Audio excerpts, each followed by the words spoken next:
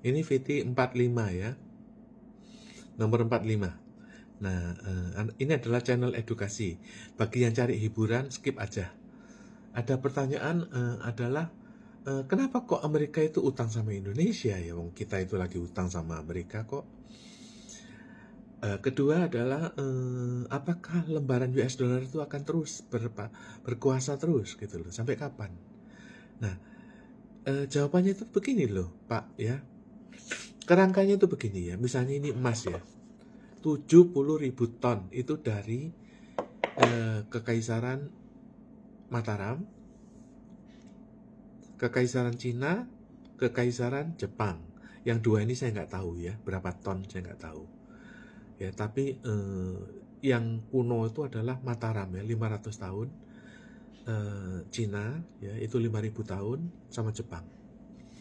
Nah, emas ini kan udah dibawa ya sama Amerika ya, waktu sekutu itu loh Pak. Sekutu itu kan perang sama Jepang ya, termasuk di Indonesia, di laut Cina Selatan.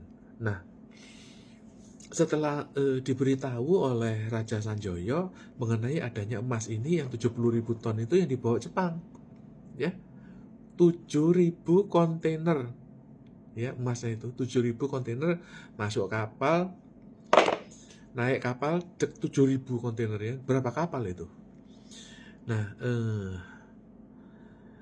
dibawa oleh Admiral Yamashita. Nah, itu yang direbut oleh Jenderal MacArthur. Nah, emas itu semua kan banyak ya. Ya 7.000 kontainer lah ya, satu kerajaan ya. Dari 3 ya 20.000 kontainer. Emas semua itu.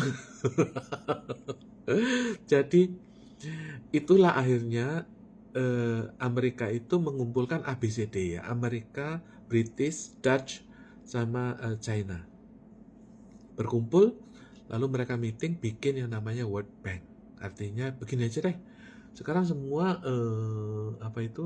saya ini ngomong ini Amerika ya. Saya punya emas yang terbanyak ya, ada 20.000 kontainer. Sehingga saya menjamin seluruh peredaran uang di dunia itu menjadi US dollar. Ya.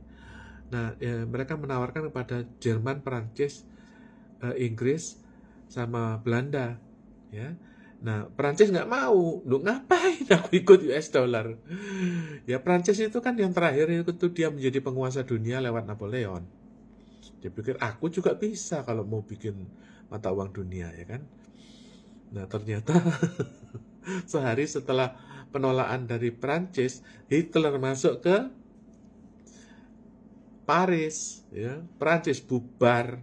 Nah, akhirnya besoknya meeting, Perancis yang teriak-teriak, aku ikut, aku ikut, aku ikut. Jadi yang pertama kali menandatangani perjanjian Bretton Woods itu adalah Perancis. Perancis, Inggris, Cina, Belanda, Jerman. Jadi sehingga eh, dibentuklah yang disebut World Bank. Nah, satu ya. Tahun 71 ya, mekanisme uang itu dirubah ya. Waktu itu kan ternyata uang itu banyak dibutuhkan uang dan akhirnya banyak lembaran US dollar itu yang nggak bisa ditukarkan emas, ya kan? Karena overprinting. Jadi Presiden Nixon tuh mengatakan bahwa mulai sekarang US dollar tidak diikat oleh emas. Ya, sejak itu ya harga emas naik terus, harga US dollar ya turun terus.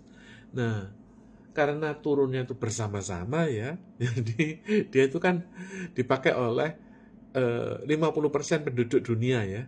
Jadi Asia, Eropa, Amerika, Cina. Nah, itu 50% penduduk dunia menggunakan mata uang US dollar ya, kecuali Afrika dan negara-negara selatan ya, seperti Amerika Latin dan sebagainya itu agak ketinggalan. Afrika dan Amerika Latin agak ketinggalan. Jadi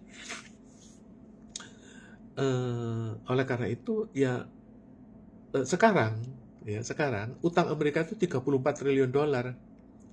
34 triliun dolar itu waduh, kalau dirupiahkan itu setara dengan 500.000 triliun. 500.000 triliun. Ya, kalau diemaskan itu 500.000 ton. Ya, itu adalah utangnya Amerika. Ya, oleh karena itu seluruh dunia meragukan bahwa Amerika ini bakal bangkrut. Nah, kemudian mereka itu mengajukan kepada kenapa kok mereka mengakui itu sebagai utang kepada Mataram ya? Jadi pada waktu emas itu dirampas, ini emas dirampas, kemudian mereka itu menyatakan bahwa oke, sekarang emasmu itu dirampas, dibekukan oleh Amerika. Ya itu sama dengan emasnya Putin itu ya, duitnya Putin itu oligarki Rusia itu dibekukan oleh Amerika ya. Nah, sekarang itu ada di Eropa, di tabungan di Swiss. Nah, juga emasnya kita itu ditabung di Swiss. Nah, kemudian apakah itu uang milik Mataram? Enggak.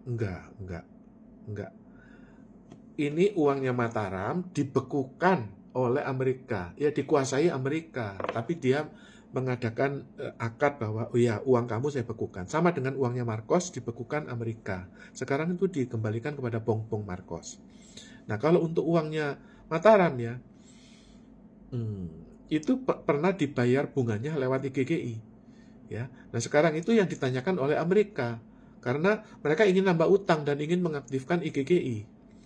Lalu Pak Sanjoyo sebagai pewaris dari Kerajaan Mataram mengatakan begini, kan US dollar itu baru 100 tahun ya, sedangkan Mataram itu 500 tahun ya. Sehingga beliau mengatakan bahwa kalau emasnya peninggalan Raja Mataram yang 500 tahun itu, yang 77.000 kontainer itu dipakai, ya kan, ya, ya bakal habis.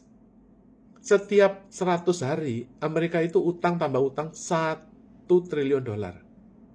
Ya. Nah, kalau dalam 1000 hari, ya berapapun emas Mataram juga habis kalau gitu caranya. Makanya dikasih tahu bahwa dari zaman dulu, tuh The Java's Bank itu cuma muterin duit. Emasnya nggak diapa-apain. Ya, emasnya itu cuma disimpan di gunung, ya kan? Terus disegel ya kan. Dia cuma muterin duit, jadi dikasih tahu bahwa kamu harus menggunakan duit yang itu aja, jadi nggak usah mikirin emas peninggalan Mataram ya. Kalau itu dipakai ya 1000 hari juga habis, itu jawabannya. Nah oleh karena itu sekarang terjadi rahasia mafia timah, mafia judi online, rahasia Panji Gumilang. Itu dananya dibekukan, dikembalikan ke BI. Nah, nilainya itu cukup untuk ya per bulan 81 triliun per bulan. Ya nanti kalau habis tahun depan rahasia lagi. Ya. Karena apa? Karena itu duitnya untuk dicuci, dikembalikan ke BI. 81 triliun tiap bulan. Ya setahun itu 1000 triliun. Itu yang dicuci kembali. Nah itu sehingga dengan demikian Amerika juga melakukan itu sekarang. Seluruh dunia sekarang dibekukan uangnya. Orangnya money laundering itu semua di dunia itu dibekukan, dikembalikan, ditabung ke World Bank. Ya, kalau untuk Indonesia ditabung ke Bank Sentral Indonesia, Bank Indonesia.